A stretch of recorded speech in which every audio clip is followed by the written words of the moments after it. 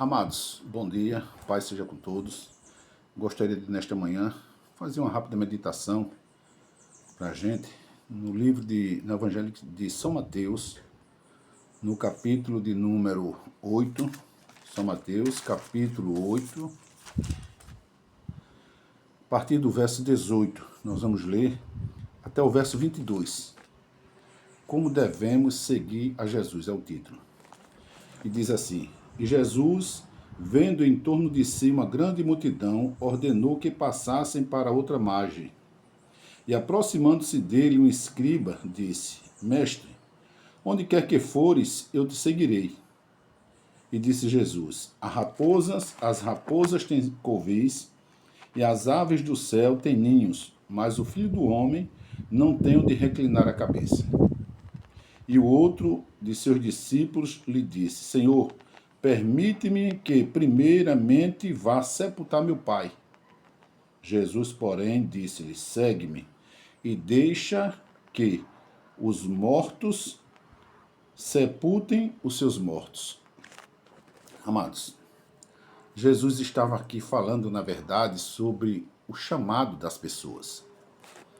E nesse diálogo aqui com os escribas, com os discípulos, um fez um questionamento para Jesus,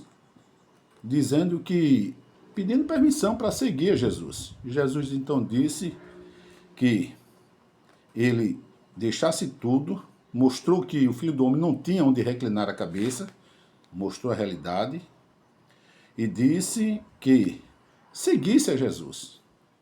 Então ele disse: então, mestre, deixa primeiro que eu vá sepultar o meu pai. E eu me perguntava, qual o mal em você sepultar o seu pai primeiramente e depois seguir a Jesus? Me perguntei muito tempo, eu acho que Jesus foi muito duro aqui nessa passagem aqui com esse jovem, que o jovem queria só sepultar o pai. Mas eu fui estudar o contexto histórico, contexto do texto, e vi que era uma tradição dos judeus, né? O filho mais velho, ele só poderia sair de casa depois que sepultasse o pai. Depois que o pai morresse, ele poderia tomar alguma atitude e sair. Ele não poderia sair de casa antes. Então, na verdade, o que aquele jovem queria, ele não queria seguir a Jesus naquela hora. Ele disse que primeiro queria sepultar o pai. Ele queria cumprir primeiro a tradição, esperar que o pai morresse, ficasse enfermo, doente, não sei quantos anos, esperar que o pai convalescesse, depois morresse para ele arrumar a vida dele e depois sair de casa. Quando, na verdade, Jesus iria perder tempo esperando por aquele rapaz. E o que a gente pode entender dessa passagem é que, muitas das vezes, nós não seguimos a Jesus por causa das nossas vãs tradições. Muitas das vezes, nós não seguimos a Jesus por causa das nossas desculpas esfarrapadas. Eu não tenho tempo de ir à igreja. Eu não tenho tempo de ler a Bíblia. Eu não tenho tempo de ir para a reunião. Eu tenho que cuidar dos meus pais. Eu não posso sair de casa porque meu pai está doente, porque minha mãe está doente, porque minha mulher, porque meu filho, porque eu não posso fazer porque. E os porquês vão aumentando. Eu nasci nessa religião e nessa religião eu vou morrer. Não tem que me tire aqui dessa religião. Eu nasci aqui e aqui eu vou morrer porque era tradição do meu pai, que já recebeu do pai dele, que o pai dele já recebeu do pai dele, e nós temos uma tradição na família de crer nessa, de estar nessa crença, de estar nessa religião. Eu não vou abandonar essa religião. Nós não estamos falando, Jesus não estava falando de religião. Quando se trata de seguir a Jesus, tem que se renunciar a alguma coisa. A Bíblia está recheada de pessoas que renunciaram às suas crenças, renunciaram o seu próprio povo, renunciaram o seu próprio eu, para poder seguir a Cristo e ganhar os céus. Ruth foi a dela, uma moabita, que decidiu deixar a sua cidade, Moabe, deixar o seu costume, deixar o seu povo, deixar a sua língua e conhecer uma nação estrangeira que não pertencia a ela, costumes diferentes. E Deus a honrou poderosamente. Zaqueu era um cobrador de imposto.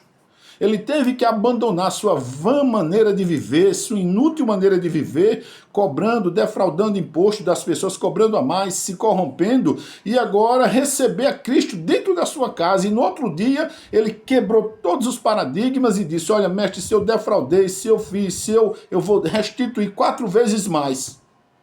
E foi reconhecido como filho de Abraão.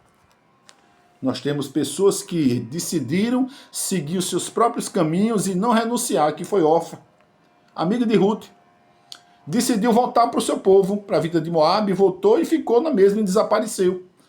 Nós temos na Bíblia pessoas que renunciaram ao seu próprio Abraão. Decidiu sacrificar o seu filho e Deus, sabendo que Deus o podia ressuscitar da morte. Então, qual é a desculpa que você tem dado para não receber a Cristo nesta manhã?